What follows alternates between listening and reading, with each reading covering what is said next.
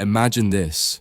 You wake up tomorrow morning, grab your phone, and before you can even doom scroll yourself into another unproductive spiral, your entire life is already being shaped, predicted, profiled, and monetized. Not by your boss, not by your government, but by a handful of Silicon Valley billionaires who think you are the NPC in their simulation. And the craziest part? You don't even fight back. You just sip your iced latte like, yeah, digitally colonize me, daddy. Optimize my brain chemistry and rearrange my society while you're at it. Because psychology 101, humans will trade autonomy for convenience faster than you can double tap a cat video.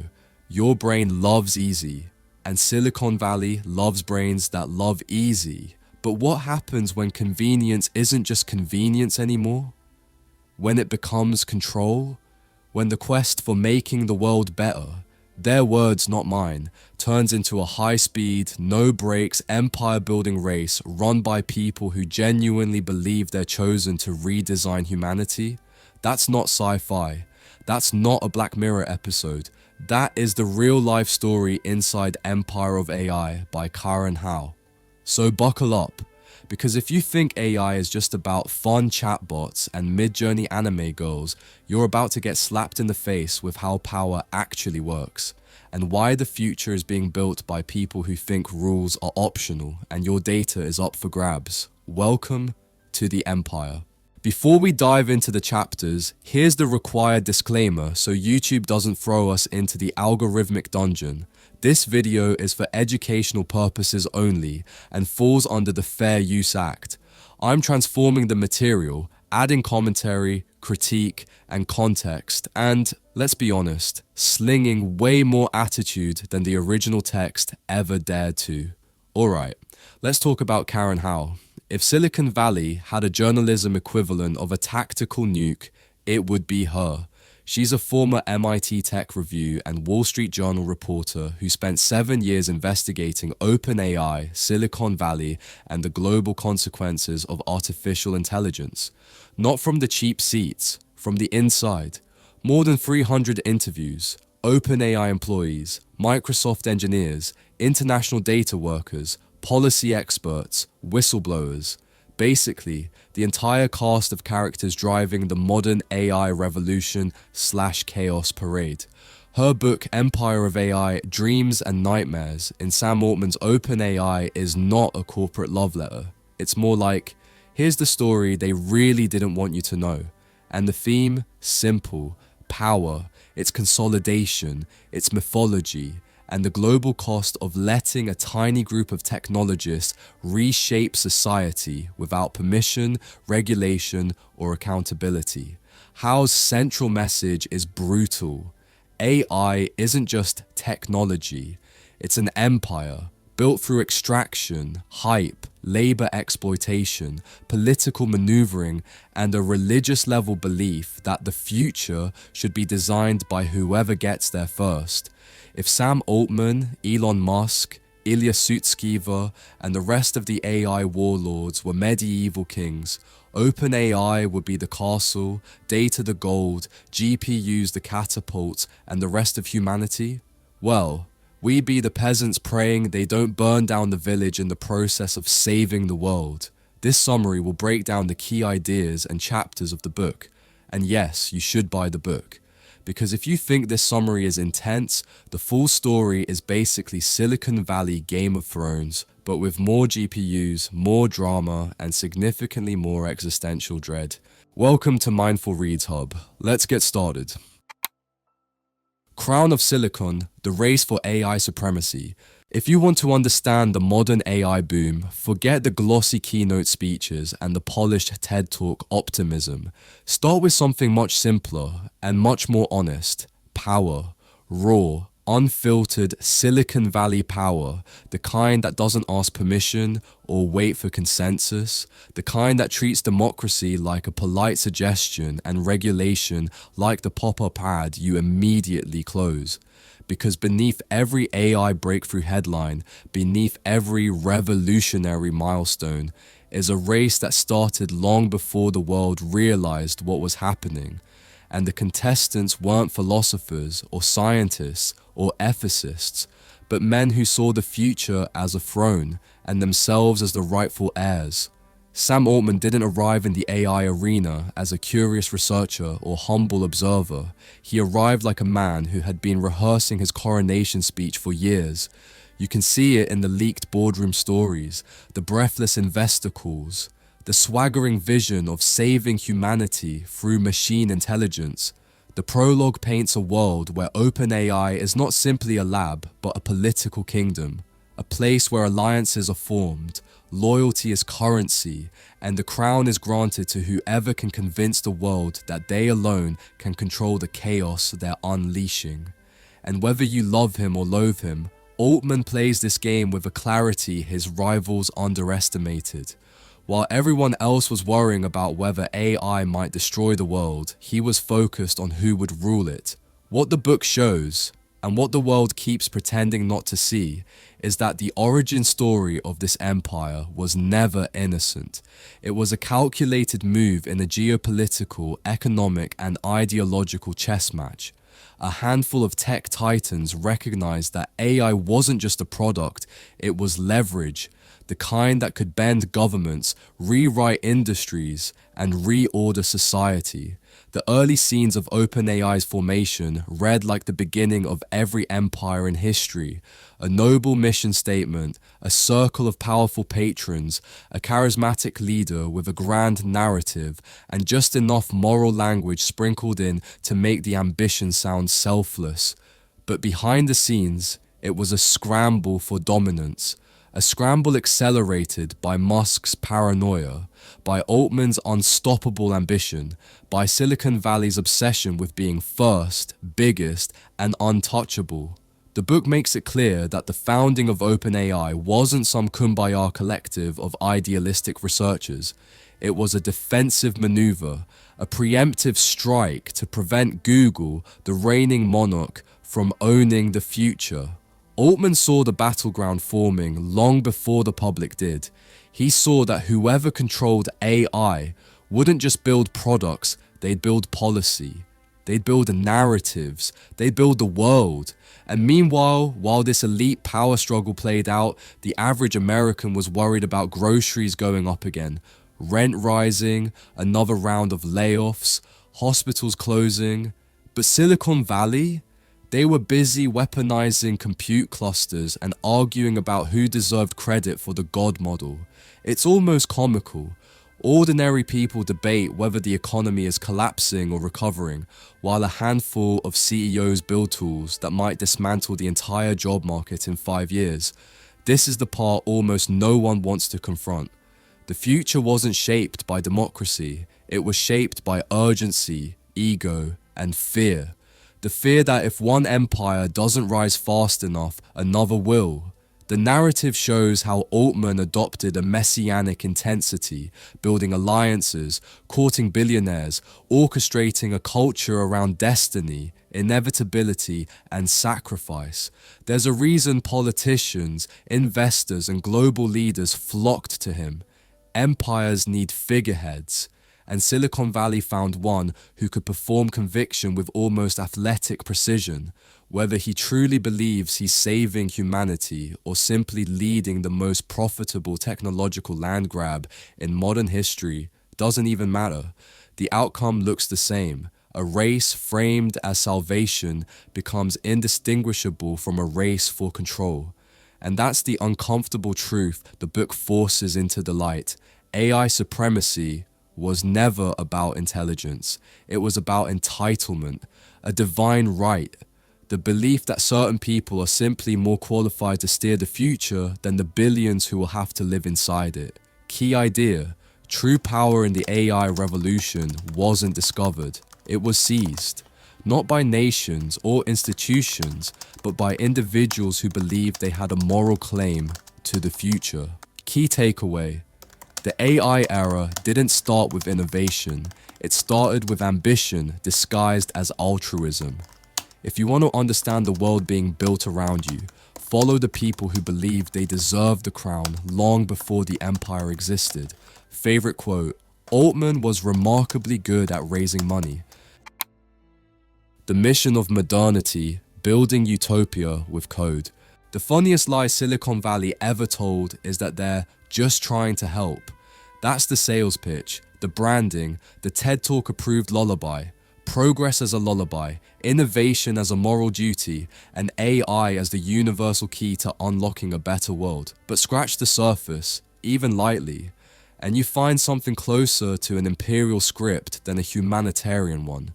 Not because these people think they're evil, but because they think they're right, which is always way more dangerous. Inside the story, OpenAI and its orbit of believers weren't just building algorithms, they were crafting a narrative of uplift, a modern civilizing mission, the same moral logic that empires used throughout history. We know better. We see farther. Let us guide you into the future. It's the kind of thinking you get when extremely smart people spend too much time around other extremely smart people and start mistaking intelligence for destiny.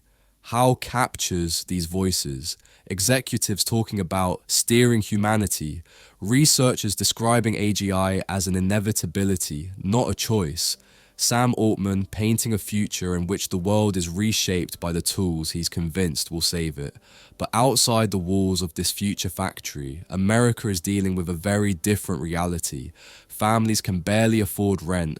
Grocery prices jumped again, inflation is squeezing everyone except the people designing the systems that will probably replace half the workforce. And yet, in these tech circles, the conversation isn't about how to help the present. It's about how to architect a world that matches their ideals. That disconnect is the new American pastime, elites dreaming in AGY, while regular people dream of not getting laid off by the companies building it. What How shows, and what I'm going to say bluntly, is that the so-called mission of OpenAI wasn't just technological, it was ideological. Altman positioned AI as the ultimate moral project, a tool that would cure disease, reduce inequality, elevate civilization. It sounded beautiful until you ask the obvious question, whose version of civilization? That's the part no one likes to talk about. Because when a small group of people claim they're building utopia, what they're actually building is a world filtered through their preferences, their fears, their biases. And this is where the dream of modernity becomes a little suspicious. The book lays out how early OpenAI insiders saw themselves as guardians of the future, deploying technology like missionaries deploy scripture. They framed AGI as something humanity must achieve, and must achieve safely, but the safety part conveniently put them in charge. In other words, we'll build the future because no one else can be trusted to do it right. The confidence is breathtaking, the logic is familiar, the consequences are predictable. Look around at the current AI boom. Every week, a new model drops, stock surge, layoff spike, because automation improves efficiency, and political leaders scramble to regulate something they barely understand. Meanwhile, the same companies pushing the tech keep promising that everything will be fine if we just trust them. This is the same script that drove the rise of industrial empires, oil empires, and digital empires. Progress framed as salvation, but structured as consolidation. And here's the part the book nails. These builders sincerely believe they're benevolent. They talk about long-term humanity like philosophers, but operate like CEOs. They use the language of ethics, but retain the posture of conquerors. Modernity for them is a dream world built with code, GPUs, and godlike ambition. They're not trying to save the world as it is. They're trying to save the world as they imagine it should be. And that's the real danger of utopian projects.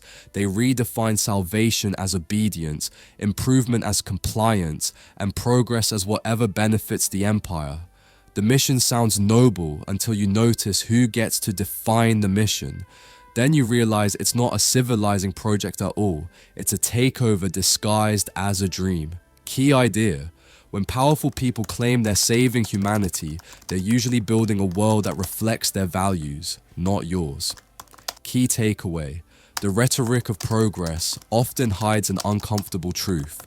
Utopias are never neutral, and the people claiming to protect the future are often the same ones shaping it to their advantage. Favorite quote? OpenAI could provide the most desperately needed technology humanity had ever seen. Heart of the Empire, inside OpenAI's command center. Walk into OpenAI's headquarters, and you instantly understand the psychology behind the empire. This wasn't an office, it was a pressure chamber disguised as a cathedral. Everyone inside moved like they were auditioning for a future history book. The book describes how researchers, engineers, policy analysts, even the interns behaved like they were contributing to something sacred, something world-altering. And that's the most dangerous part, when people stop thinking they're working a job and start believing they're fulfilling a prophecy. The place functioned like a paradox, obsessively private, yet theatrically self-important. People acted like every Slack message might alter the fate of civilization. Sam Altman walked the halls like a man balancing 5 timelines in his head. Mira Murati emerged as a kind of internal governor, the quiet disciplinarian who kept the place from imploding under its own ambition. And Ilya Sutskever? He haunted the environment, brilliant, airy, drifting through conversations with a mystic intensity that made people forget he was also engineering models that could destabilize entire economies. That combination, the visionary, the operator, the prophet, gave the building a mythological undertone. What House shows is that OpenAI's nerve center wasn't designed for comfort, it was designed for compression. Long hours, brutal expectations, and a culture of improvisation, because when you're trying to build artificial general intelligence, you don't follow a schedule, you chase an omen. And while these people were rearranging GPUs like battlefield logistics, the rest of the country was trying to survive skyrocketing housing costs, car insurance doubling overnight, and rents increasing in cities where public transit barely exists. But the empire didn't care about rent, it cared about compute, and compute became the lifeblood. Forget the philosophical debates, this era was defined by who could burn the most energy to train the biggest model. Howe's account walks you straight into the scaling arms race. OpenAI researchers discovered the scaling laws, realized that more data plus more compute equals more intelligence, and everything changed. Ambition ballooned. GPT models didn't grow, they metastasized from experiments to weapons-grade influence engines. At one point, even Bill Gates got hit with the holy shit moment when GPT-4 solved riddles, passed exams, and wrote software in real time. That wasn't just a demo, it was a warning shot at every tech giant and every government. The book tracks how inside OpenAI, the culture shifted from research lab to command center. You had alignment researchers panicking about safety, like the Amadei siblings raising red flags, while the capabilities teams plowed ahead because slowing down meant surrendering the crown. This is the part people misunderstand. None of this happened gently.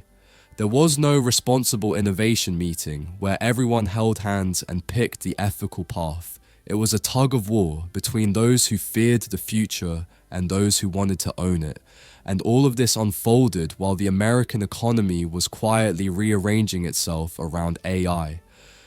Big companies firing thousands because automation will increase productivity. Startups getting showered in money, even as grocery stores can't keep prices stable. OpenAI employees joked about AGI between meetings, while normal people worried whether their job would still exist by Christmas. Silicon Valley called this progress. Everyone else called it a crisis. But the nerve center didn't slow down, it doubled down. Because once an empire senses momentum, it doesn't stop to ask permission.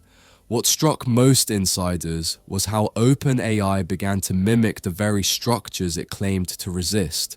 Originally founded as a non-profit to benefit humanity, it transformed into a hybrid entity with a profit-seeking engine bolted to its idealism.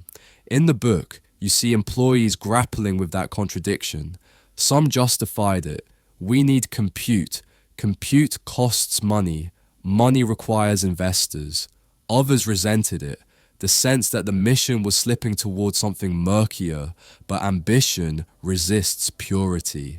And OpenAI's scale of ambition didn't just grow, it erupted. Models were getting smarter faster than anyone could contextualize. Safety protocols couldn't keep up. Employees were burning out. Internal tensions simmered.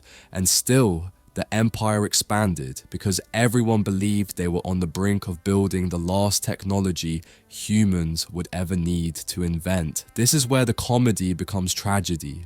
A single office building full of overworked, overconfident geniuses convinced they alone were capable of steering the future.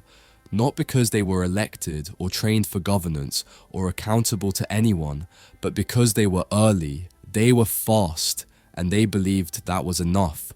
The nerve center wasn't just the heart of OpenAI, it was the engine of a world being rewritten in real time. Not by philosophers, not by policymakers, not by democracies, but by whoever had the most GPUs plugged into the wall. Key idea: the true power of OpenAI didn't come from its ideals, but from its infrastructure, a nerve center built to transform ambition into inevitability. Key takeaway: empires aren't formed by intentions, they're formed by momentum. And once OpenAI's command center realized it could scale intelligence by scaling compute, the mission shifted from help humanity to outrun everyone else. Favorite quote: it would take thousands of GPUs and tens of millions of dollars. That kind of training was only possible with luck and extreme wealth.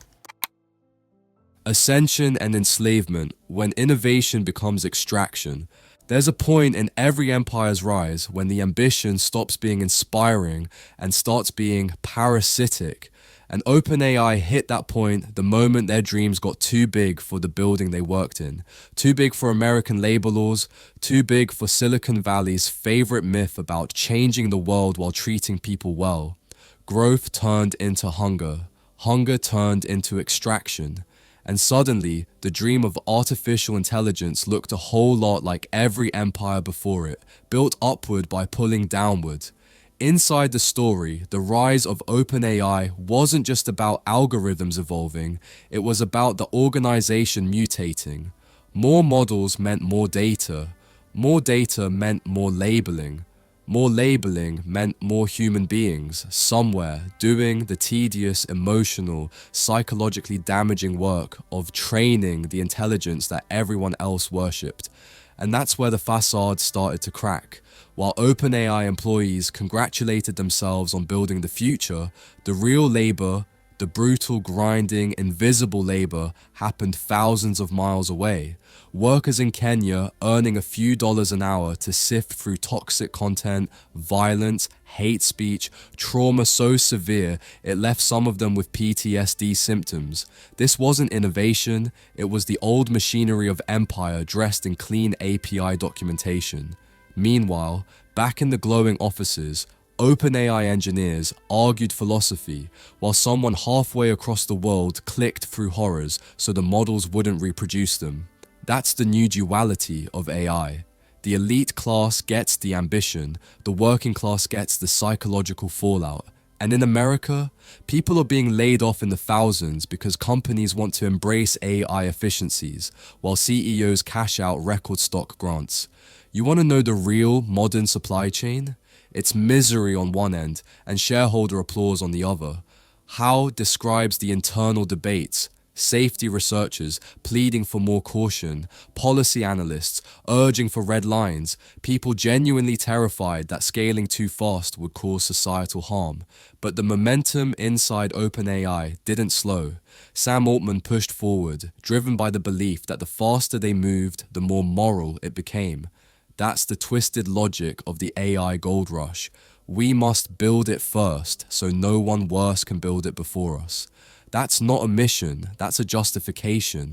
And just like every empire in history, justification becomes entitlement. Entitlement becomes exploitation, and exploitation becomes the unspoken foundation everyone pretends isn't there. OpenAI began depending on outsourced labor to stay afloat, building entire training pipelines on people with no benefits, no visibility, and no seat at the table. That's not an accident. That's how empires are engineered.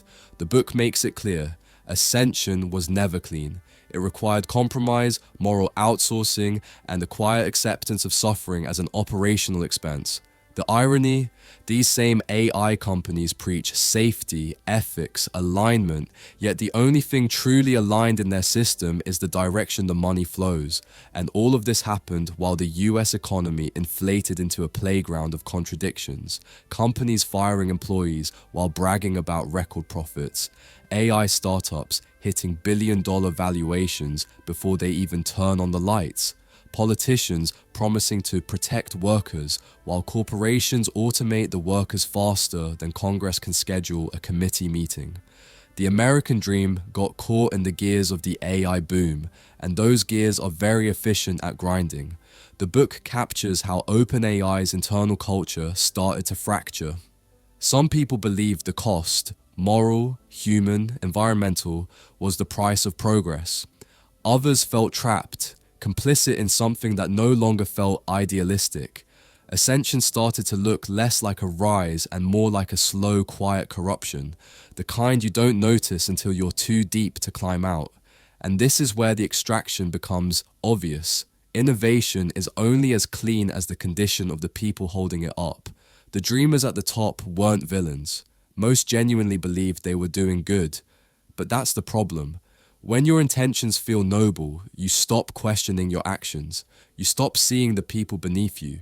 You stop recognizing that your world-saving project is draining real humans to make your vision possible. And when a system demands sacrifice, but only from the bottom, that's not progress, that's empire. Ascension wasn't about lifting humanity. It was about lifting a few people into godlike influence, while the rest carried the weight quietly, invisibly, anonymously. And if that sounds familiar, it's because history has perfected this pattern long before a single line of Python was ever written. Key takeaway: every technological empire claims it is lifting humanity up, but behind every ascent is a class of people being pressed down to make that rise possible. Key takeaway: innovation becomes exploitation the moment ambition outgrows accountability. The rise of AI didn't happen because the tech was magical. It happened because invisible workers absorbed the cost so the empire could climb.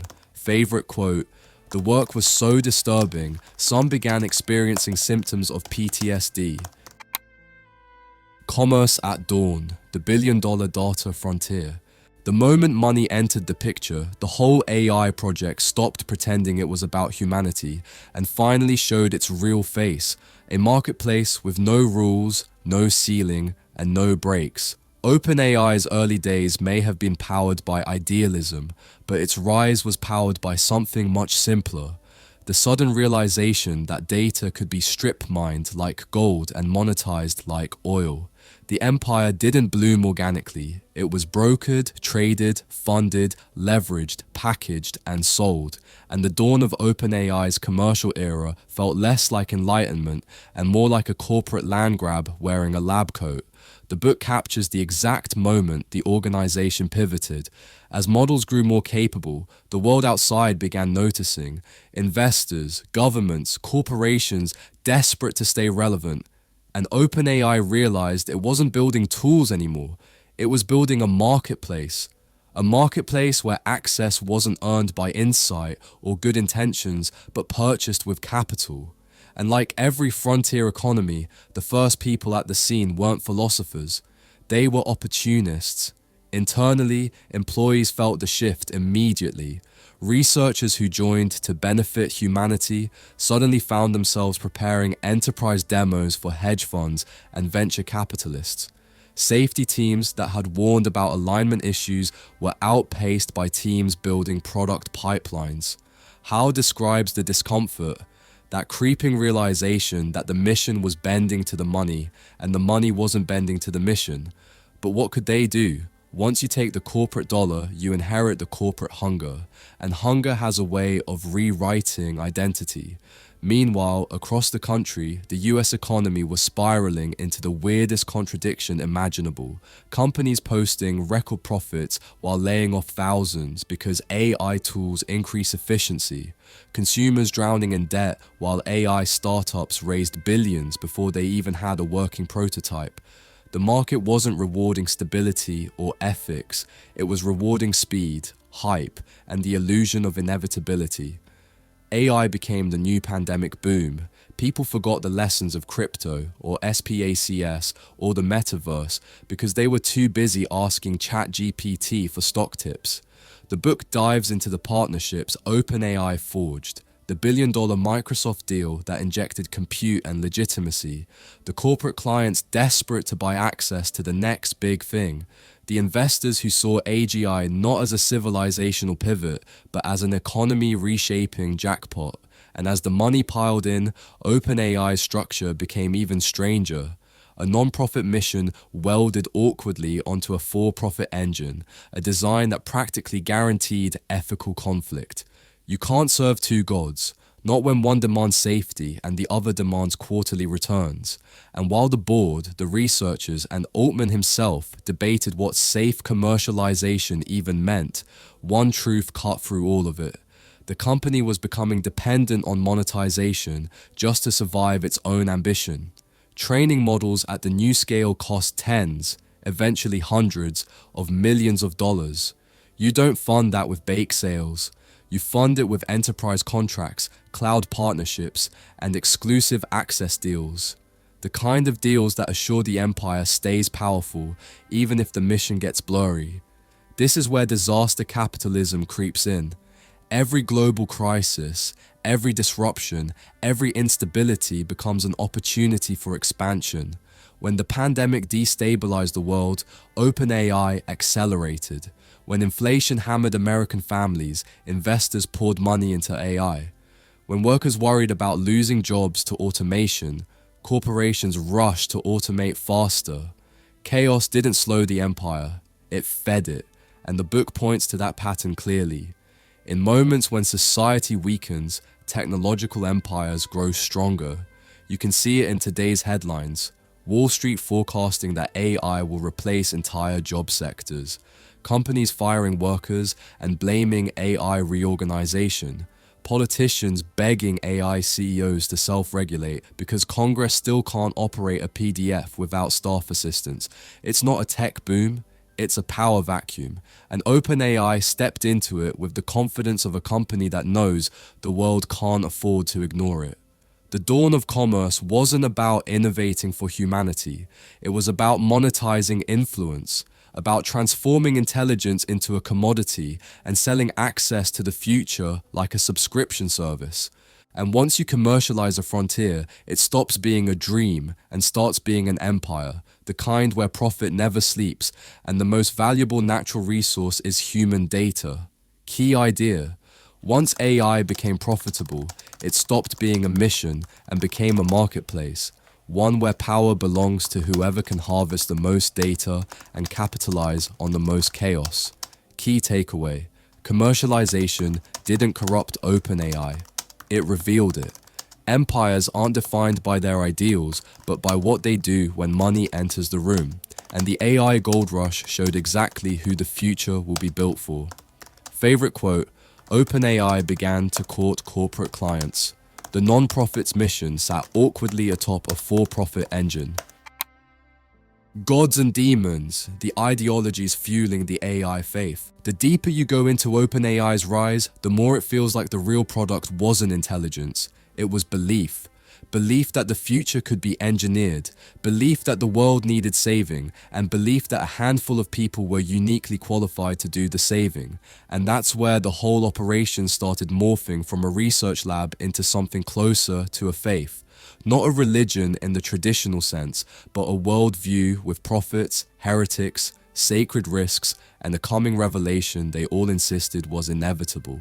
Inside the building, the technical arguments about scaling, safety, and alignment weren't just debates, they were doctrinal disputes. Ilya Sutskever drifted through these conversations with the intensity of a monk who had glimpsed a cosmic truth. He spoke about AGI not like a tool, but like a destiny, something humanity was meant to reach, something almost spiritual. That's how the book portrays him. Brilliant, otherworldly, consumed by the idea that intelligence itself had a trajectory, and the people around him? Some admired it, some feared it. Plenty worried he saw the machine as more deserving of care than the humans building it. Meanwhile, Sam Altman pushed a different mythology, that AGI would either save us or destroy us, and the only responsible thing to do was to build it first and hope the safety teams could duct tape morality to it later. That duality, salvation versus apocalypse, became the ideological backbone of the organization. You were either on the side of acceleration or the side of paralysis.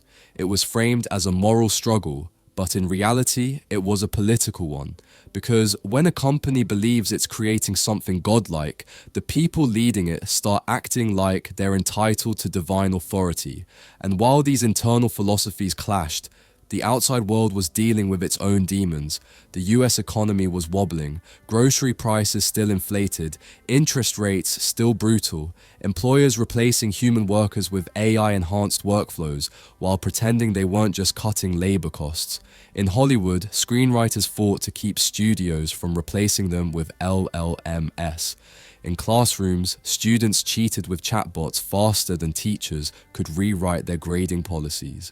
Everywhere you looked, the mythologies crafted inside OpenAI were already bleeding into society, not because they were correct, but because they were powerful. That's the terrifying part.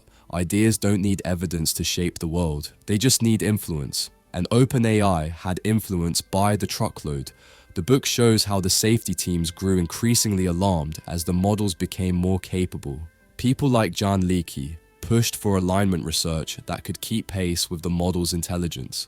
But what happens when the people doing the warnings are structurally outpowered by the people doing the building? You get tension. You get philosophical divides masquerading as technical disagreements. Eventually you get factions. Some saw AGI as a scientific marvel, others saw it as a civilization-ending hazard, and some saw it as both, which is somehow even more unsettling. This culture of conviction eventually crystallized around the development of GPT-4. Researchers were stunned by the model's emergent abilities, but also increasingly uneasy. Its reasoning, its problem-solving, its coherence. It was crossing thresholds faster than the safety protocols could adapt, and instead of slowing down, the company treated this acceleration as validation.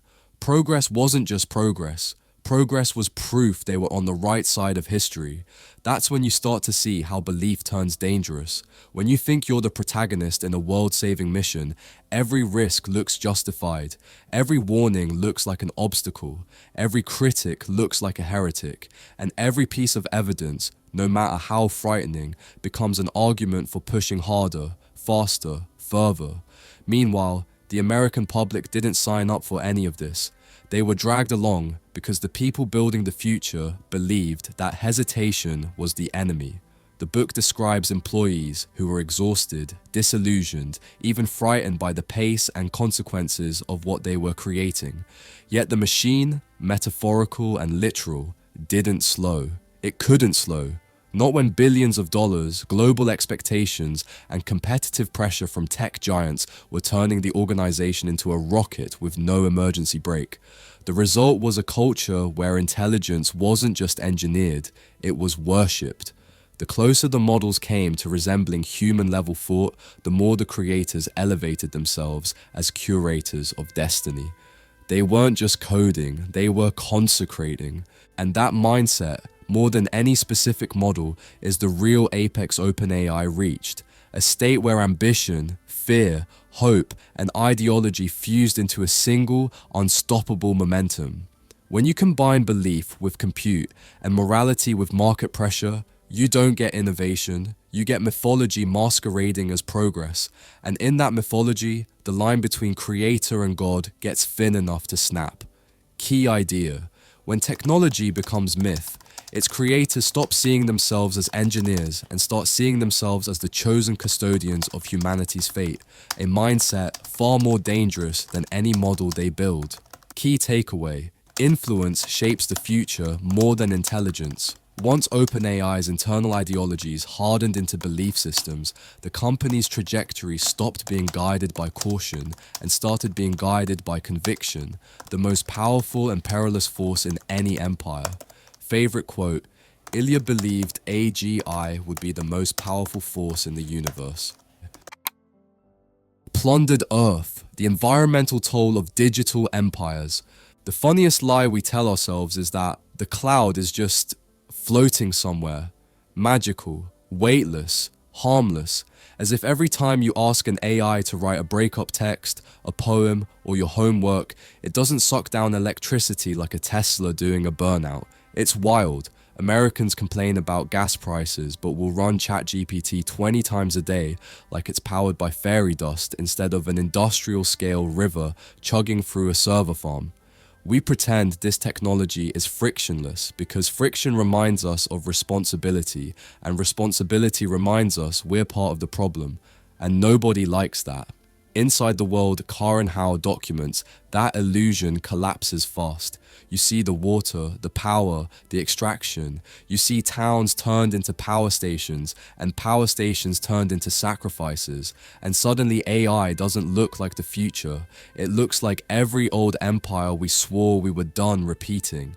Those pages that describe the compute build-outs, the water evaporating into the atmosphere as heat exhaust from model training, the environmental cost buried under the rhetoric of innovation. They hit differently when you realize this isn't a metaphor, it's a receipt, and the bill hasn't been paid yet. Look at the US right now. Data centers are fighting farmers for water in states already choking on drought. Phoenix is rationing groundwater. The Colorado River is basically a group project where everyone refuses to do their part. And in the middle of that, tech giants roll in with more sustainability reports than solutions, promising that AI will fix climate change while simultaneously burning through enough energy to power a small country. The same week the Bureau of Reclamation warned about declining reservoir levels, Microsoft filed for water rights expansions to cool servers for AI workloads. It's economic irony so brutal that even comedians wouldn't touch it. The kind of thing you'll swear is satire until you read the fine print. And here's the part nobody wants to hear. The empire of AI didn't just plunder data, it plundered the planet. The compute arms race that How covers, the bigger models, the bigger clusters, the push past efficiency into sheer brute force scaling, didn't just happen in boardrooms. It happened in power grids, in substations, in municipal pipes, in ecosystems that didn't get a vote. But the real punch comes from the ideological split she shows through the two prophets. One prophet believes innovation saves us, the other believes innovation devours us. Both sides swear they're fighting for humanity, but only one side has a PowerPoint deck telling investors how many megawatts they'll need for the next breakthrough. It's hilarious how people talk about AI alignment like it's a moral philosophy debate when, in reality, half the misalignment is literally the grid trying not to explode when someone decides to train a trillion parameter model during peak demand. Even now, as the US economy wobbles around inflation, tech layoffs keep rolling, and interest rates squeeze every startup that isn't sitting on a mountain of VC cash, data center expansion is the one industry still growing like it's on pre-workout. Because you can cut headcount in HR, but you can't cut GPU clusters when your entire valuation depends on a model that eats electricity like a starving bear. And that's the quiet part. No one in Silicon Valley will say out loud, this empire isn't built on innovation, it's built on consumption. Endless, accelerating consumption. People want AI to be clean, elegant, frictionless. They want it to be the future they can brag about on Instagram. But the future isn't pretty. It's pipelines, power plants, droughts, lithium mines, and the subtle hum of a cooling tower that never sleeps. The book doesn't scream about it, but it doesn't have to. The facts sit there like a dare. Here's the cost. Do you still want the miracle? And honestly, most people do. Because miracles are always glamorous until you see the labor behind them. Empires work the same way. They rise on the backs of resources and they fall when the resources finally run out. Key idea: innovation sold as salvation becomes dangerous when the resource bill is hidden behind the curtain. Environmental cost isn't a side effect of the AI boom. It's the foundation of it. Key takeaway: if the future is going to be built on compute, then compute has to stop being treated like it's free. AI's promise means nothing if the planet that supports it collapses under the weight of its power needs. Progress isn't progress if it eats the world it's supposed to save. Favorite quote: every choice carried a cost, sometimes measured in water, sometimes in watts. Deliverance or dominion, the promise of redemption. Redemption is a strange word in tech. Companies love using it. We're saving the world. We're fixing the future. We're preventing extinction. But they use it the same way a bad boyfriend uses the phrase, "I've changed." Lots of promises, zero proof, and absolutely no accountability. And as Karen Howe shows, when OpenAI started talking about deliverance, they weren't talking about spiritual peace. They were talking about control. Control dressed up as protection. Safety wrapped around a power grab. Inside OpenAI, tension was already shredded thin. AGI wasn't just a research goal anymore. It was a looming prophecy, a belief that some monumental shift was on the horizon and that OpenAI alone would be the moral gatekeeper standing between humanity and catastrophe. That self-mythology hardened as models advanced. Some employees felt a genuine responsibility, others felt something closer to paranoia, and others, they saw opportunity. Howe describes the internal divide clearly: those who wanted AGI as a gift, and those who viewed it as leverage. Meanwhile, Americans outside the Silicon Valley bubble had bills to pay. Inflation was still punching groceries in the face. Rent was a joke without a punchline. Banks were failing. And suddenly the same companies laying off thousands were preaching about AI efficiency.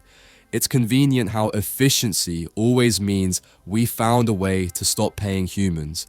People didn't ask for redemption, they asked for stable jobs.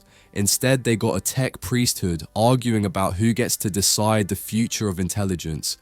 Inside the organization, Ilya Sutskever's thinking evolved into something almost prophetic. He began to see AGI as not just the next technological step, but the necessary step, something that had to happen, something that shouldn't be slowed. He believed they were hurtling toward a powerful future, and the only rational response was to get there first. Other researchers, though, weren't buying that narrative. They worried that deliverance had become an excuse to accelerate without understanding. They warned about the risks: model unpredictability, emerging behaviors, the possibility they were building something even they didn't fully control. And then came the gambit. The idea that maybe the only way to ensure safe AGI was to centralize its development tightly, aggressively, maybe even undemocratically, for the good of humanity, of course. Howe captures this chillingly. When an organization believes the stakes are existential, it starts to justify anything. The ends suddenly justify the means. Transparency becomes optional. Debate becomes inconvenient. And moral caution becomes a luxury no one in power has time for. This isn't unique to OpenAI. It's the same maneuver every empire makes when it's on the brink of enormous power. Promise salvation, then demand obedience. Promise protection, then require control. And if you look at US headlines right now, you can see that mentality everywhere. Lawmakers begging AI companies to act responsibly because Congress is still technologically stuck in the era of fax machines. Tech CEOs testifying with the confidence of people who know they're regulating themselves, and every new model release framed like an act of mercy. But here's the uncomfortable truth. You don't build deliverance, you build dependency. AI tools went from conveniences to necessities in record time. Schools reorganized policies around them. Workplaces restructured workflows to integrate them. Startups built entire products on top of them. And suddenly the world wasn't asking OpenAI for salvation. It was begging for uptime. That's not redemption. That's dominance. Karen House shows how the company's internal culture began bending toward this logic. The safety teams felt squeezed, the researchers felt torn, and the leadership felt the clock ticking. Everyone agreed AGI was coming, they just couldn't agree whether they were birthing a guardian or a weapon. And yet, despite the uncertainty, the machine kept accelerating because momentum had become its own justification. That's the heart of the gambit. Act fast enough, big enough, boldly enough that no one can stop you. That's how tech giants historically win, not by being right, but by being first. And in an era where compute availability means geopolitical influence, the stakes were too high for anyone to blink. The irony is brutal. The more OpenAI talked about protecting humanity, the more the world started needing protection from the people claiming they were doing the protecting.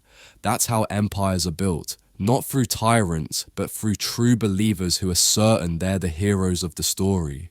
Key idea: when an organization sees itself as humanity's savior, every action becomes justified, even the ones that consolidate power, restrict transparency, and accelerate risk in the name of deliverance. Key takeaway: redemption makes a compelling narrative, but it's a dangerous framework for technology. When salvation becomes a strategy, the line between benevolence and dominance disappears, and the people claiming to save the world often end up controlling it instead. Favorite quote: some believed AGI would deliver humanity, others feared it would dominate us first. Shadows and sabotage, secrets under the cloak of progress. The deeper you dig into OpenAI's rise, the more it becomes clear. Power isn't just built behind closed doors, it thrives in shadows. While the public saw press releases, model demos, and glossy mission statements, the real fights happened in rooms with locked doors, in board meetings, in Slack threads, in crisis calls. And when crisis hit, the empire's fractures weren't just technical, they were existential. The risk wasn't just a rogue AI, the risk was the people building it. Sam Altman's ousting and subsequent return wasn't some bizarre soap opera. It was a reckoning. People inside OpenAI had been warning for years. What if the man leading them didn't just want to build AGI, but to control it? Some board members saw a man whose influence had spun into something dangerously unchecked. Others saw him as the only person powerful enough to steer the ship. The tension wasn't just ideological, it was personal. It was a contest for the soul of the company. Meanwhile, safety researchers had been quietly screaming, "We are building something we might not control." Their fears ran deep, not just about alignment, but about governance. What happens when the people running training runs are also the ones making the moral calls? When funding, ideologies, and ambition all conspire to drown out dissent? In the shadows, they worried OpenAI was becoming less a research lab and more a technocratic autocracy disguised as innovation. Howe paints these internal struggles with brutal clarity. The empire's outer face was confidence, inevitability, triumph, but its internal channels echoed with uncertainty, betrayal, and fear. There were factions. Some believed in Altman's religious-level mission, others believed that mission had become the problem, and in the darkest moments people started asking, are we building for humanity or for history? Who gets to decide who benefits when you're talking about something as powerful as AGI? When Altman was briefly removed by his own board, it wasn't just a failed coup, it was perhaps the only real attempt to rein him in. But he returned, not by compromising, but by flexing his power. Investors, employees, and allies rallied. He came back with legitimacy re-earned, but the message was simpler than redemption. He had won, and winning mattered more than healing. The reconciliation wasn't a truce, it was a reset.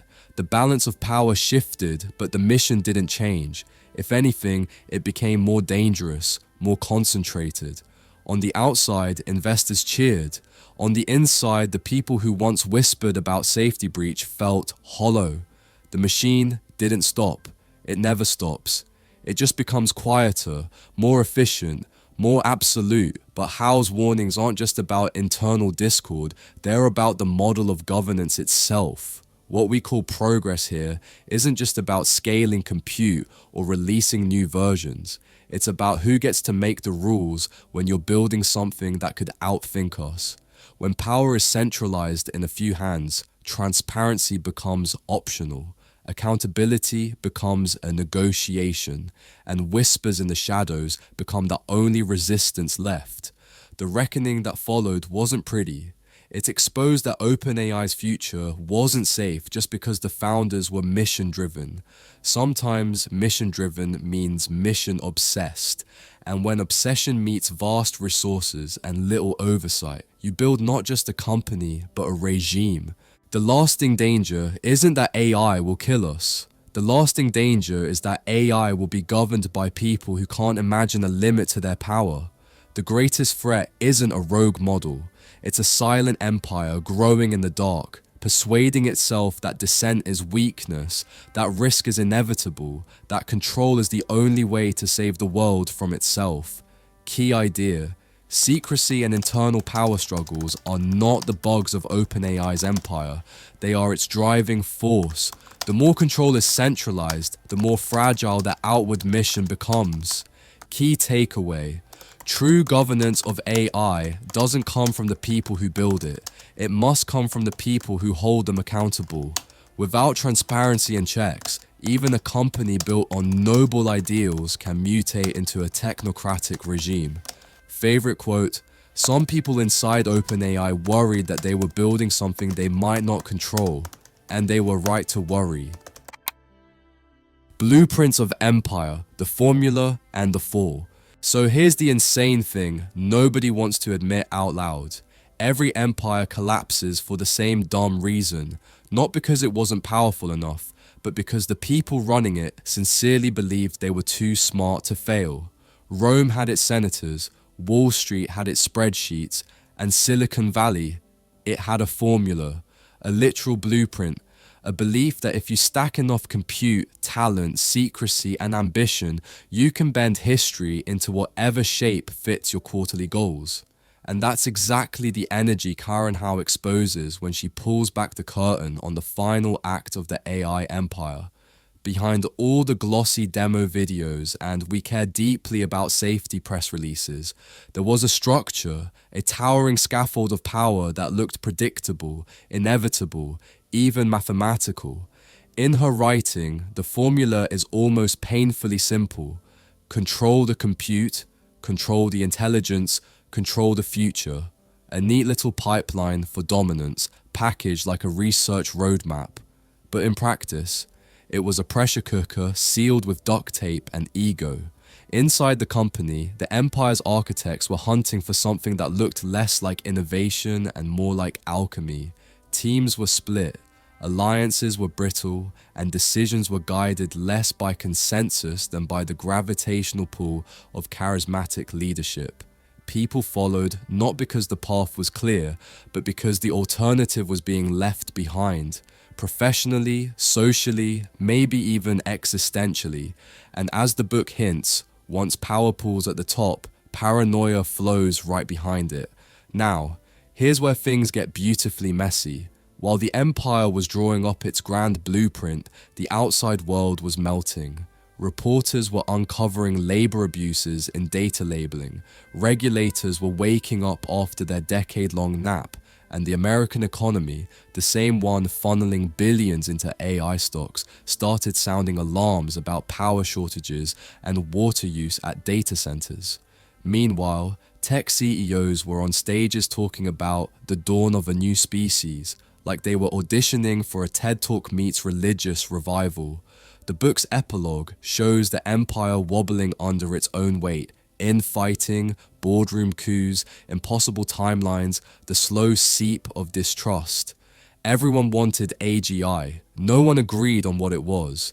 Everyone talked about safety. No one agreed on what that meant. Some wanted to release models faster. Others wanted to pump the brakes. And a few just wanted someone, anyone, to admit that the blueprint might be flawed. And honestly, isn't that exactly how American giants fall? Not with a dramatic explosion, but with a quiet, pathetic confusion. The same way Blockbuster laughed at Netflix. The same way newspapers laughed at the internet. The same way city officials laugh at water warnings until suddenly everyone's buying bottled water from Costco. The empire Karen Howe describes doesn't fall because of villains. It falls because of math. The kind you can't compute. Human math, scarcity, fear, ambition, misalignment, political pressure, resource shortages, and the unglamorous reality that no one can scale trust at the same speed as technology. And the punchline? The formula for empire becomes the formula for collapse when you centralize everything, knowledge, power, compute, risk. All it takes is one fracture for the whole thing to tilt. One whistleblower, one internal revolt, one billionaire calling another billionaire's bluff, one model behaving badly at the wrong moment. Empires don't fall because outsiders push, they fall because insiders pull. Key idea, power built on centralization collapses under the same weight it's designed to wield. The blueprint becomes the trap. Key takeaway. The future of AI won't be decided by the biggest labs, the fastest chips, or the safest white papers. It'll be decided by whether the people building these systems can resist the gravitational pull of empire thinking. The moment they believe they're too essential to fail is the moment failure becomes inevitable. Favorite quote, empires fall the same way they rise, through human hands, human choices, and human flaws. Conclusion. What did we just walk through? 10 chapters of an empire built on silicon, ego, power, prophecy, exploitation, and the kind of quiet human desperation that never makes it into keynote speeches. And if you felt a little uncomfortable along the way, good. You were supposed to. Because the story Karen Howe tells isn't just about OpenAI or Sam Altman or whichever billionaire is making up a new mission for humanity on stage this week. It's about us, the audience, the ones nodding along while an entirely new world is being engineered behind closed doors. From the moment the crown of silicon was forged, it was never really about intelligence. It was about control. The mission of saving humanity always came with an asterisk. The nerve center of innovation always ran hotter than its public image suggested, and every leap forward came with someone else's unseen labor, unseen water, unseen cost. And we kept cheering because progress feels good, because the demos look magical, because we're addicted to convenience like it's currency. But let's be honest. The empire didn't rise because the tech was brilliant. It rose because the people behind it believed they were chosen. Civilizers, architects, prophets, the ones who saw the future so clearly that questioning them felt like interrupting a sermon, and they played the part perfectly. The gods, the demons, the prophets, the saviors, all wrapped up in the same hoodie. Yet every empire, no matter how advanced, ends the same way, collapsing under the weight of its own certainty. And that's the real message of this book. Not that AI is bad, or that companies are evil, or that progress should stop, but that power with no brakes always drives itself off a cliff. Not because somebody pushed it, but because nobody held the wheel. And honestly, we're watching it happen again right now. Look at the headlines. Layoffs across tech despite record profits. Data centers draining rivers in states already rationing water. Politicians arguing about AI safety while having no clue how to open a Google Doc. CEOs tweeting about AGI timelines like they're predicting the weather. And everyday people thinking AI is magic when really it's millions of underpaid workers labeling data so your chatbot can sound clever. The empire isn't just in Silicon Valley, it's in the assumptions we make every day. That faster is better. That scale is destiny. That intelligence equals superiority. That the future belongs to whoever gets there first. But the truth is way simpler and way scarier. The future belongs to whoever learns from the collapse, not the rise. And that's why this book matters. Because Karen Howe didn't just document an empire, she exposed the blueprint, the hunger, the ritual, the delusion, the brilliance, the cruelty, the ambition. She showed us how empires are built in the age of data, and more importantly, how they fall. And if you want to understand the world you're living in, not the world sold to you in a press release, you need to read this book in full, seriously. Buy it, because the summary you just heard isn't even scratching the surface of the nuance, the reporting, and the human stories buried in these pages. Trust me, you want the real thing. And before you click away, here's the part you won't want to hear, but absolutely need to. The empire doesn't end with OpenAI or Anthropic or Google or whichever lab builds the next shiny model. The empire ends with you, the moment you stop treating technology like destiny and start treating it like a choice. Because if you don't choose, someone else will choose for you. And they won't choose fairness, they won't choose transparency, they won't choose balance, they'll choose power. They always do. So if you take anything from this entire journey, let it be this. Don't worship the empire. Understand it, question it, pressure it. Break it when you have to, rebuild it better, because the people building the future aren't gods or demons or prophets, they're human, which means they're flawed, which means they're dangerous, which means we can hold them accountable. The empire only exists as long as we let it, and if you want to know how deep that rabbit hole goes, buy the book, read it, share it, talk about it, because the world isn't being transformed by AI. It's being transformed by the people who control AI, and the more you understand that, the less likely you are to end up living in someone else's blueprint. Thanks for watching. If you enjoyed this breakdown, you know what to do. Hit the like button, hit subscribe, drop a comment calling out the biggest lie you've ever heard a tech CEO say, and let's keep pulling back the curtain on the stories that actually shape our world. Until next time, stay sharp, stay skeptical, and don't let the empire rewrite your future for you.